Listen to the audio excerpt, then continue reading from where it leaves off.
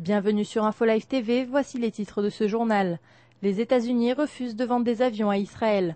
Selon un reportage de la 10e chaîne ce mercredi soir, la raison de cette décision serait l'inquiétude américaine d'être considérée comme favorable à une attaque israélienne sur l'Iran. Lors de sa dernière visite aux États-Unis le mois dernier, le ministre de la Défense Ehud Barak avait demandé à acheter plusieurs Boeing 767, des avions ayant la capacité de se ravitailler en vol. Cependant, la Maison-Blanche ne s'est pas montrée disposée à accepter sa requête. Le Hezbollah aurait l'intention d'effectuer des attaques terroristes contre des Israéliens en voyage à l'étranger. Selon le quotidien israélien Haaretz, le bureau antiterroriste a lancé un avertissement à ses ressortissants en voyage dans le monde, les mettant en garde contre des attaques terroristes de la part du Hezbollah, en particulier des tentatives d'enlèvement. Cet avertissement est applicable partout dans le monde et ne concerne donc pas de destination précise.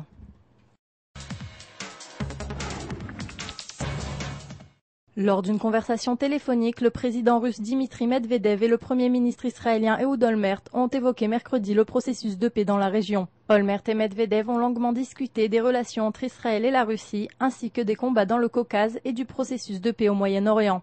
Cette conversation intervient peu avant la visite du président syrien à Moscou, qui doit avoir lieu ce jeudi. En effet, cette visite a été l'un des principaux sujets de cet entretien téléphonique. Le président syrien Bachar al-Assad effectuera mercredi une visite en Russie à l'invitation de son homologue russe Dimitri Medvedev. Les deux pays sembleraient vouloir renforcer leurs liens, entre autres, dans le domaine militaire. Damas était un bon client de la Russie durant l'ère soviétique et son armée reste principalement dotée d'armes russes. Ainsi, Damas souhaite conserver ses liens avec Moscou et continue d'importer des armes. Les deux chefs d'État ont souligné la nécessité de renforcer la coopération entre les deux pays.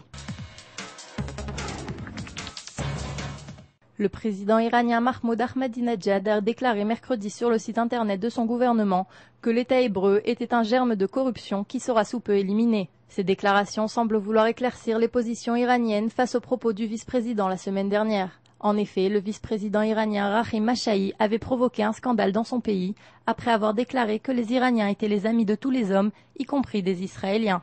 Nouveau sur InfoLive TV, vous pouvez visionner toutes nos vidéos en un seul clic sur le lien qui apparaît à gauche de l'article. C'est la fin de ce journal, merci de l'avoir suivi sur InfoLive TV, la première télévision israélienne sur Internet qui émet en 4 langues depuis Jérusalem.